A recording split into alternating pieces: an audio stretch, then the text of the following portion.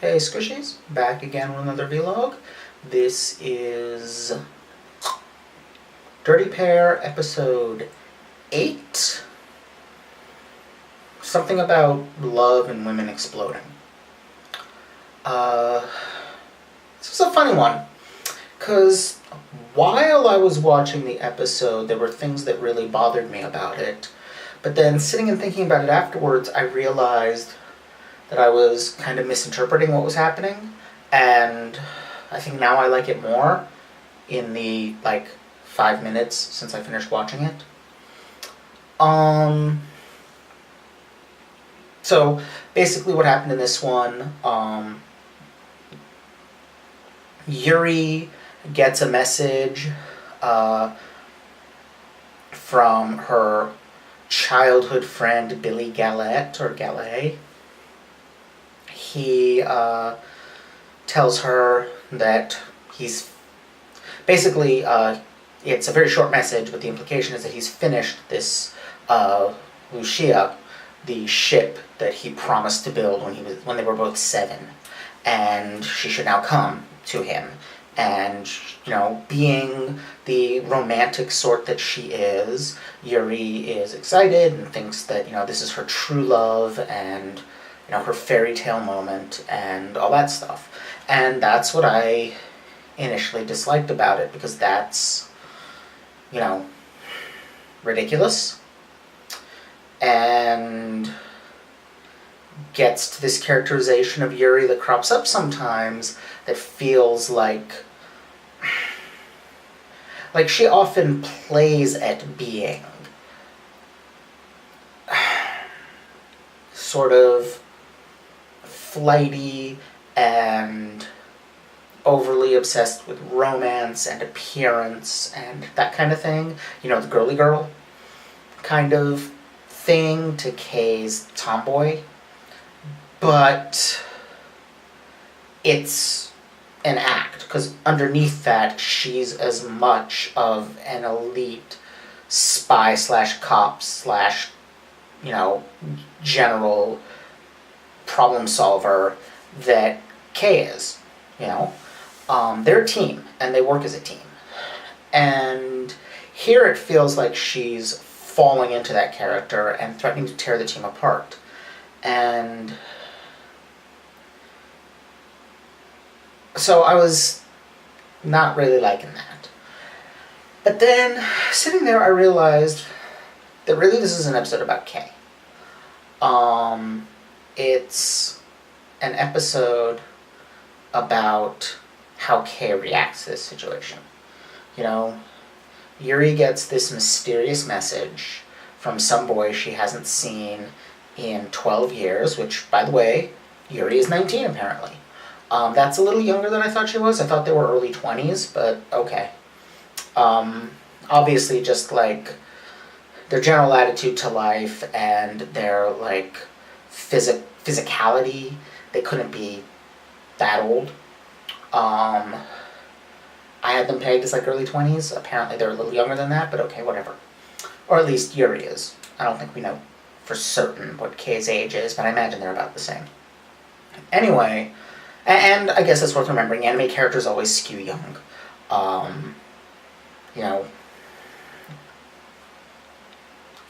Anime 14 is real life 20 in terms of,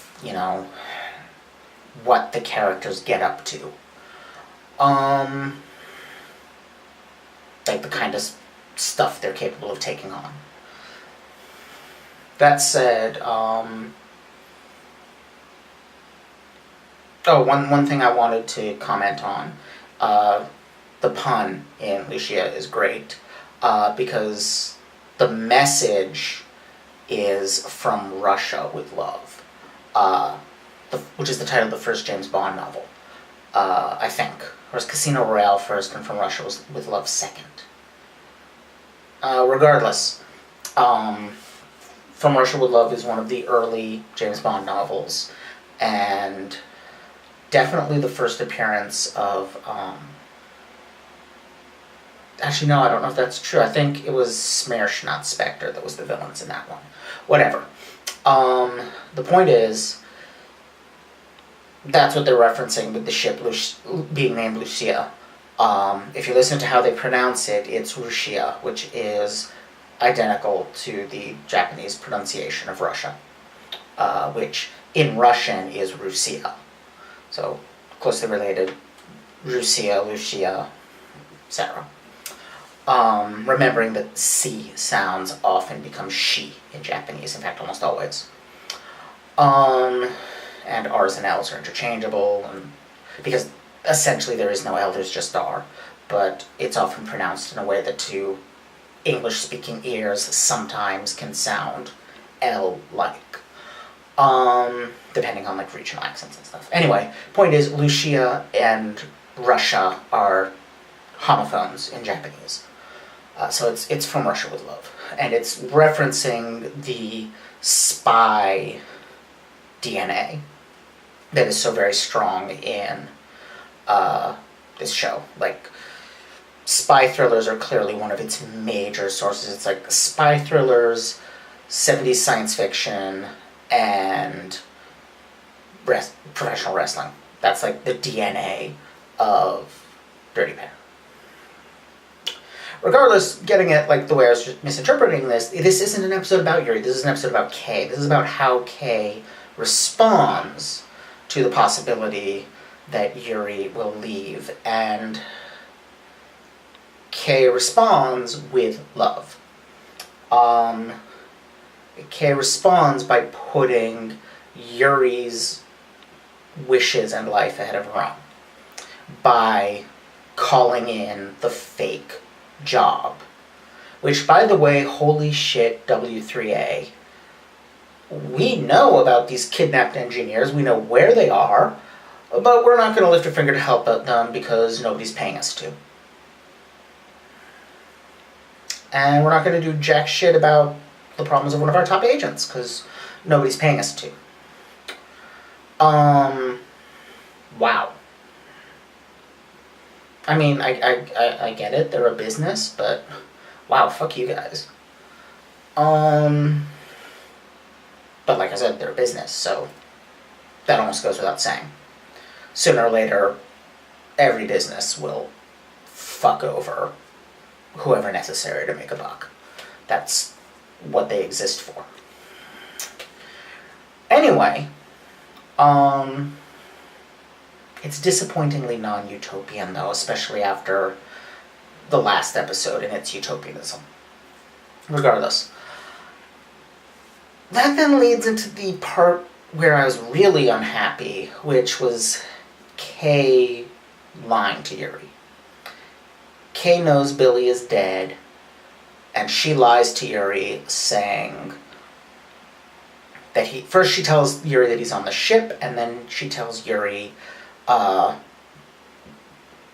this whole spiel of he's still out there. And I did not like that, because what the fuck? Like, why are you lying to her? Did such a good job of saying, this is how much Kei cares about Yuri, but you don't care enough to tell her the truth. But then I realized a couple of things. First of all, Kei believes that they're about to make their last stand. The ship is left without them. There's a huge army of guards, apparently limitless supply in this prison factory. There's a fleet of spaceships coming in.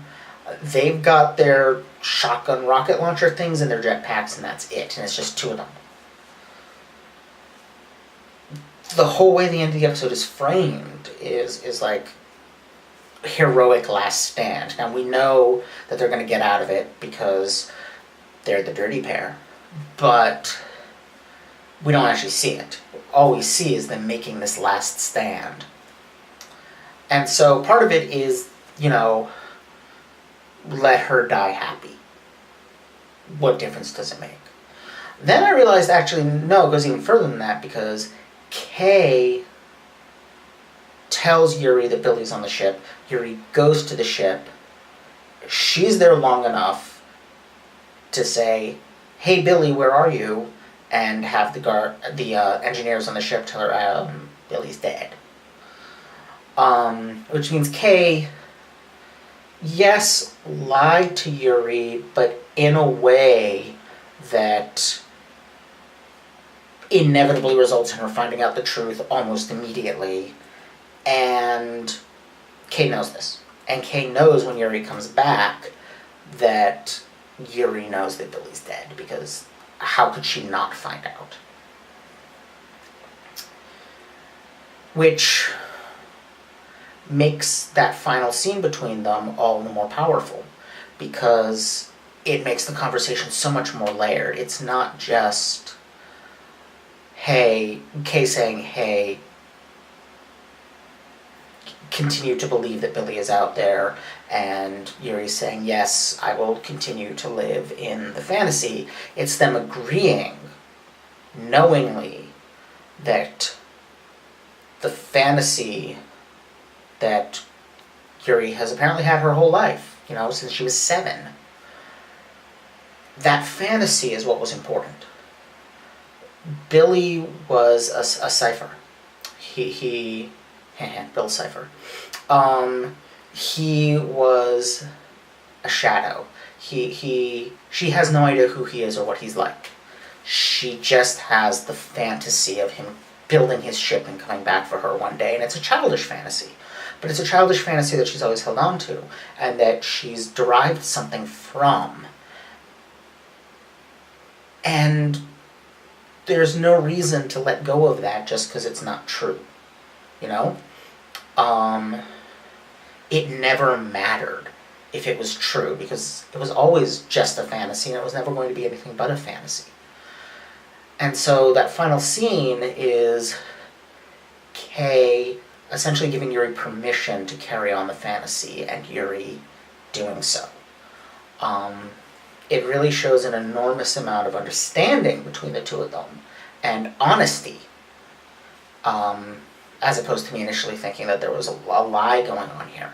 And in fact, it's essentially Kei saying, this is why I told you he was on the ship, is to keep that fantasy going a little longer. And so they go into their final stand having reaffirmed this connection and this understanding of one another, and this notion that the fantasy is what sustains them and keeps them going. And I actually like that a lot.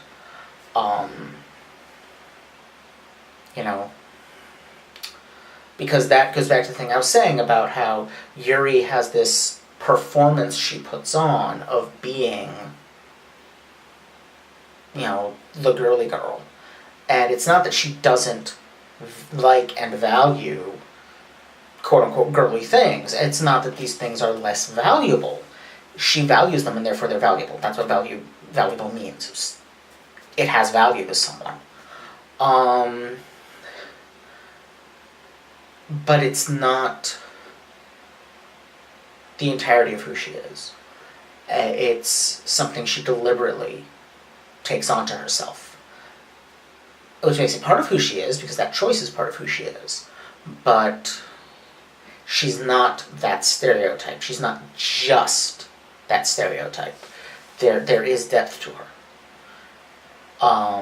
even though she chooses to hide those depths.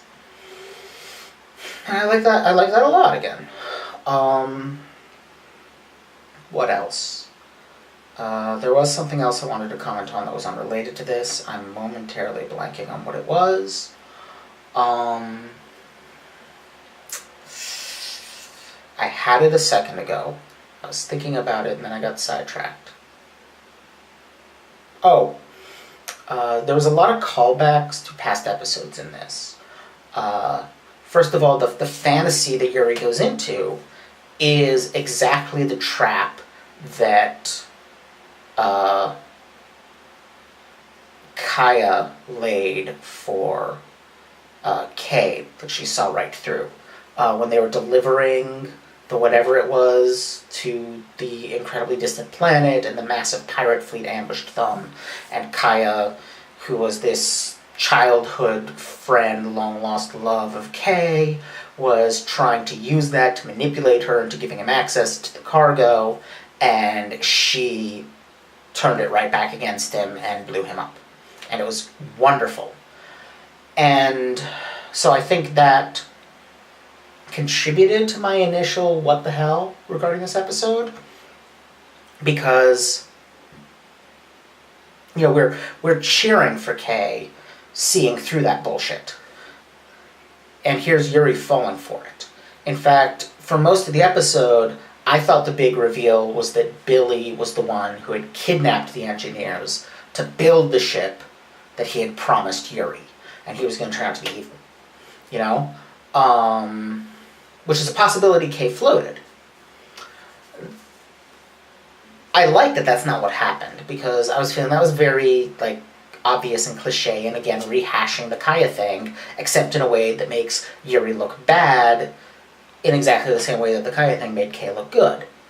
But it didn't go that route, because A, it wasn't a trap, and B, it's not that Yuri is inferior to Kei. It's that they're different. And so they have different vulnerabilities.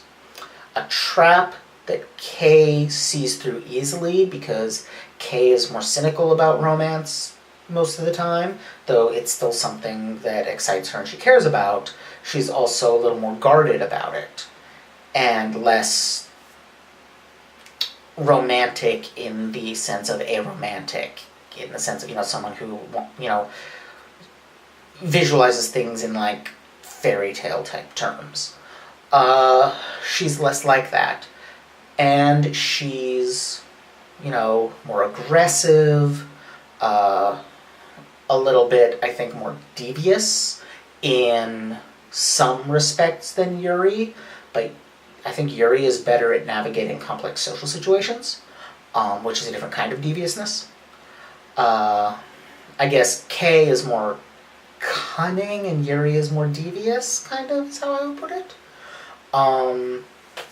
And so different tricks and traps will work differently on them. That's part of what makes them such a good team, is they have different vulnerabilities, and so to an extent they can cover for each other.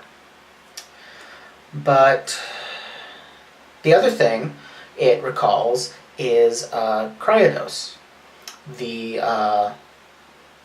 guy who put his mind in a computer and was obsessed with revenge against the Dirty Pair, I think, or the W3A in general, or whatever it was. Here we have Billy having sort of a shadow in a computer that's in his locker, and is in communication still with, and that's what sent out the communication with Yuri when the ship was nearing completion. And, there's that tragic element there, but there's also, again, getting back to that, techno-singularity ghost story. The haunting of the computer, and the computer that is a ghost. The computer ghost. And that really mixes well with the long-lost childhood friend thing, because as I talk about in my book, Animated Discussions, which all goes well, should be out and available for purchase right around the time this video goes public.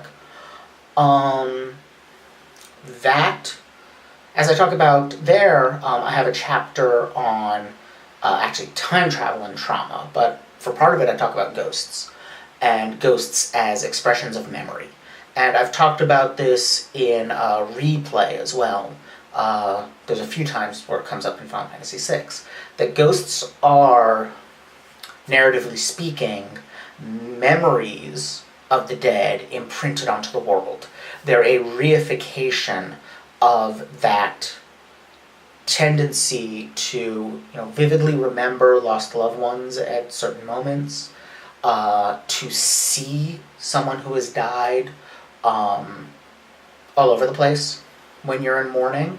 I know after my dad died, for years I would occasionally, out of the corner of my eye, see a car go by that he was driving. And it was just because, he was my dad. He was around all the time, right up until he died. And so my brain was used to seeing him everywhere. used to seeing him all the time. And so when he wasn't there for years, my brain was essentially on autopilot looking for him because it expected to see him. And so somebody who vaguely resembled him would go past out of the corner of my eye, and my brain would go, aha! And it would be my dad. And of course, it wasn't really, and I'd be sad, and that is life. But ghosts are a narrative way of taking that, missing the person, remembering the person, seeing the person in other faces. It's a way of taking that and taking that metaphor and making it within the context of the story real. And that's essentially how Cryados and the Billy computer are used in Dirty Pair. And so essentially what happened is Kei heard that he was dead, went back in to look for proof, and met his ghost, and discovered that it had been his ghost that had sent the message calling him there. And then tells Yuri to go talk to the engineers, essentially, so that Yuri can find out the same thing, that he's dead. And it really is, the whole episode really is about the lengths Kei is willing to go to for Yuri. That she's willing to lie to the 3WA about $1 million payment and deposit $100,000, which is apparently a huge chunk of their savings, probably all or almost all of her and Yuri's savings. Which, by the way, yes, I caught they have a joint account. Like, these are not just co-workers and roommates. Like, they have a very close connection that involves a huge amount of trust of one another, It is easily readable as a romantic pairing, especially the way Kei responds to Yuri possibly leaving. She's heartbroken, but it could just as easily just be, friends so close that they become family. It's readable both ways. I'm honestly not sure which way I prefer. I'm happy with either. But, that's clearly what's going on. And Kei will go to these enormous lengths for Yuri. She will make a fake mission, which, when they make it back, I'm sure they're in trouble. They usually are. Anyway, make this fake mission, go on the mission with Yuri, take on this unbelievably heavily staffed facility, and end up in this, heroic last stand against a freaking fleet of ships, all for Yuri's sake. Also, initially, also Yuri can leave her because that's what she sees Yuri as wanting. And then, after it becomes clear that Billy is dead, so that Yuri's fantasy that can remain and continue to sustain her. Like, that is unbelievable dedication to another person. That is amazing. And, it really just hammers home just how much Kei cares. And, it's a two-way street. Yuri was swept up in her own fantasy and showed this willingness to abandon Kei. But when it comes down to it, she's side by side with Kei fighting off that fleet. She is willing to die by her side. She is just as profoundly dedicated, even if she did get caught up in things for a moment. And it happens, The two of them fight sometimes. They get mad at each other, even temporarily, maybe go their separate ways. But the dedication is always there, and it always comes back together, and they're always willing to stand side by side and fight the good fight. And that's just an incredible relationship and an incredible friendship. or more. Other, however you want to put it. Like, I'm not sure it's possible to be more than that. But, you know, if it's romantic, it's the same amount, but in a slightly different direction. Anyway. That's all I got. Loved it. Looking forward to the next one next month. Yeah. See y'all next time. Bye.